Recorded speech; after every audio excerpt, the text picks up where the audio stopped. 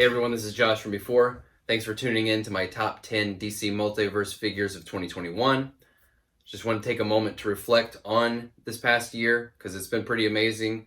I just started this channel less than a year ago, and now more than 100 videos, more than 2,000 subscribers just in this short span of time. It's been tremendous. I was in a very fortunate position of being able to spend a lot of time, invest a lot of time in creating this channel this past year, but I wouldn't have spent nearly as much time on it if the reception hadn't been so overwhelmingly, consistently positive. The way that you guys all came in and just every time I post a video, the comments are all full of just really cool people saying really smart stuff, and I'm reading them. I'm like, man, I wish I would have said that in the video. So had it not been for everyone's ongoing participation, we wouldn't be where we're at today. So greatly appreciate all of you for making this channel what it is. Now, on to the top 10 list. A couple of notes about the list, which is I did not get the complete 3 Jokers wave before the end of the year. Those did not arrive in time. And year 2 Batman also did not make the end of the year cut. I mean, if it's not going to be on shelves before 2022, I'm not sure if we should call it a 2021 release. But we'll feel that out as the next few weeks unfold. I wanted to get this out before the end of the year because personally, like, you know, that week between Christmas and New Year's, it's kind of a slow news week, and having end of the year wrap up stuff, I think that's the time I personally would want to watch an end of the year list. So I'd rather give you this now, and maybe if the list needs amended in the future, we'll see what happens. But I won't stall any longer. Here it is. Thank you all again for a fantastic year, and I'll see you all in 2022. All right, here they are, my top 10 DC Multiverse figures of the year. And you may already be noticing some maybe questionable entries here. So let's just start with the elephant in the room, number 10, Death Metal Superman. Probably going to be the most controversial pick on this list. I know a lot of people had a lot of issues with the face. Rightfully so. It's a little weird. I know a lot of people had some issues with the design. Rightfully so. But this, I don't know. It's just fun to me. Leather pants. I love this asymmetrical arms. I know I've said it many times before. But the fact that this guy has the double elbow on this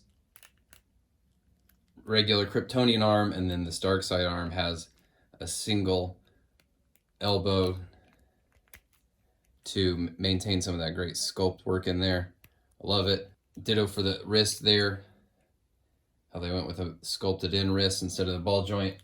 Wish he'd had a little bit more paint to bring out how fantastic these boots are with the torn ribbons of cape wrapped around them. Again, asymmetrical. It mostly just comes down to fun factor for me, and I just think this guy's a hilarious design on purpose. I know people laughed at it, but this guy's just right up my alley.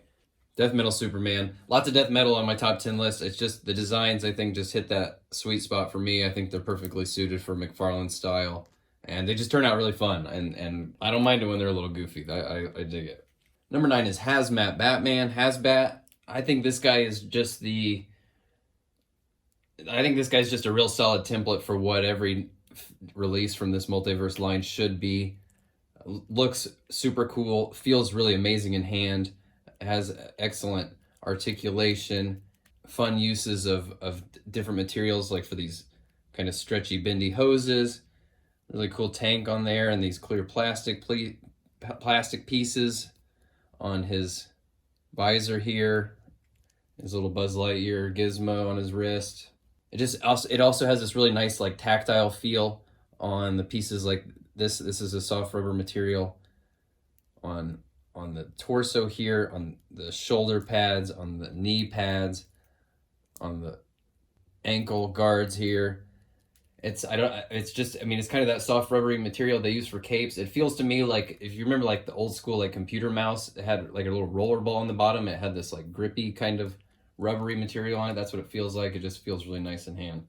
So the light up gold label version did not arrive before the end of the year, and presumably that one will be even better. It has more paint apps. It has a light up symbol here in the chest. I have to assume that one will be the superior release, but even this lesser version is still just, it kicks ass. Number 9, Hasbat. Number 8 is going to be the Dark Father Build-A-Fig. I just think this guy is really cool and understated. Just really a masterclass in just texture work throughout. Again, just not show-offy, just really, really well rendered. The blue and gray classic look just pops, these big chunky pouches. And I just think this face is really soulful. You know, he looks sad. I think I would love, more face sculpts that look kind of sad and melancholy. I think that's just really, but while still retaining some menace, you know what I mean? Like, it's just very, there's a lot to read into in that portrait. I love it. Next up is going to be Lobo. Lobo kind of feels like this year's Devastator in a way, you know, just a really huge guy crammed into a $20 solo release. His leather jacket that just looks like it's been like rained on 1,000 times. Obviously the paint apps on the back. This is the figure that I get to actually display with his back facing. I love being able to do that. I know a lot of people weren't stoked on this hook thing, and I don't like these rubbery accessories when they use them on these swords that then end up looking like they don't even have an edge. But I think this was the perfect accessory to use this. Like, I think the chains look good and still hold their the sculpt, all the details of the sculpt, all the nicks on that, and then it just, that, you know, it is kind of locked into him holding it like this, but that's how I want him to be holding it. So it works for me. I did give him a little stogie, and it does, you know, since I'm displaying at the backside, I wish some of these sculpted details, straps and stuff had been hit with paint, but man, this guy's just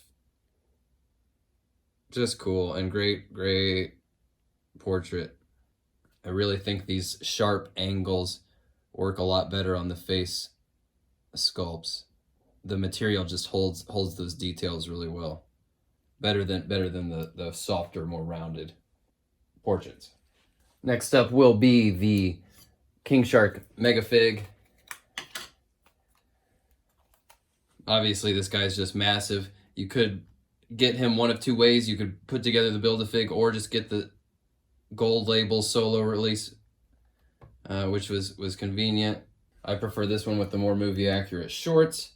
The biggest complaint is I just wish these shorts were a little more pliable and could give him a little bit more articulation range. But man, the way they did this head, it has so much personality and movement.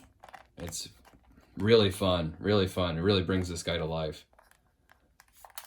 All right, we're halfway there. Let's round out top 5 with Last Night on Earth, Batman.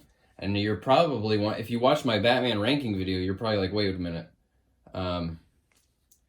You ranked this Last Night on Earth Batman as number 1 on your list above Death Metal Batman. So why is it lower than this now? Well, I'll get to that in a minute. First off, this figure, just incredible. Really exactly what I want from McFarlane. This fantastic Batman design that I've just never seen rendered in a figure anywhere else.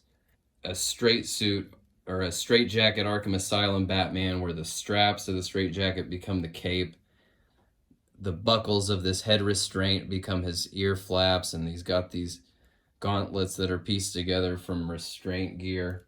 One of the best, all-time best accessories in this multiverse line, the Joker head and a lantern.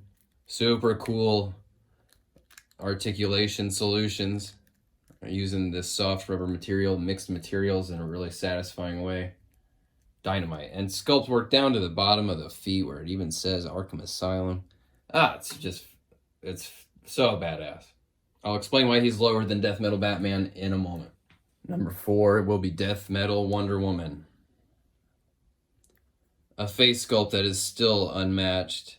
Arguably the single best face sculpt and paint combo that they've done to date. It was a great portrait, perfectly applied makeup, this gold headpiece thing that frames it, and then the ombre blue hair. It's perfectly rendered details down to the texture of the cape, and then these fantastic skull shoulder pads.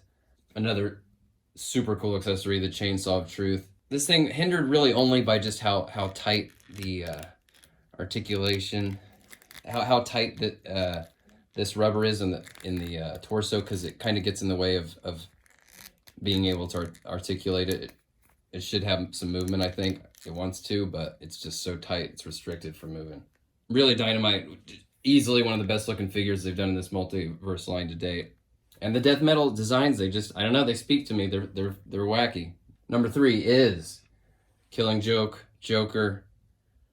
Just again, unmatched with how well that leather grain is rendered in his trench coat. These different layers of the coat poking out and flapping in different directions. Just super fun.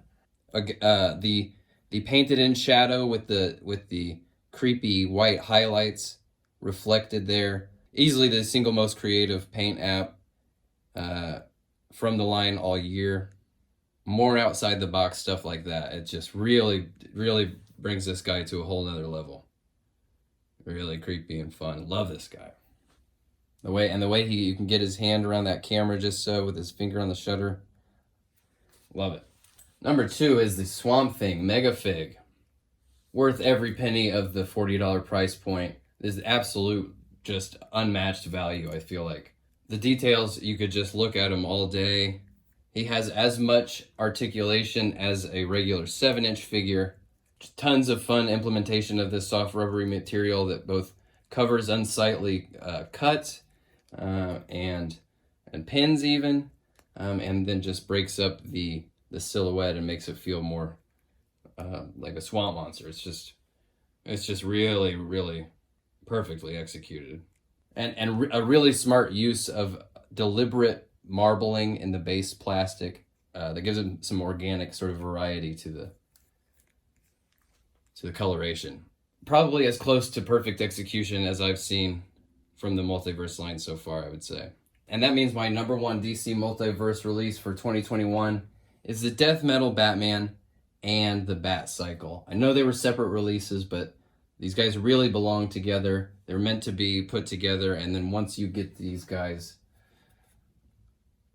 together, it's just exactly what I want from the Multiverse line. Nothing else that you can get retail has this kind of just presence and cool factor.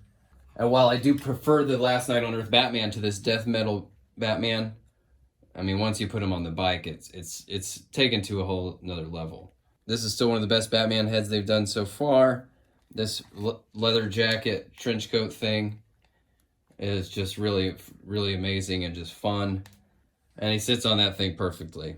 You put this on your desk at work, everyone's going to think you're the coolest guy there. It just really stands out. The rib bones and this screaming bat skull just give it a sense of dimension that is just, it's dynamite. You just can't do much better than this for me. So that's my top 10 for the year. Feel free to let me know what yours is in the comments below. Let me know, where you agree or disagree. I'm open to all perspectives. Thank you again to everyone for watching and subscribing, commenting, participating. Really appreciate you all, and I'm looking forward to many more videos in the future. I will see you guys in 2022.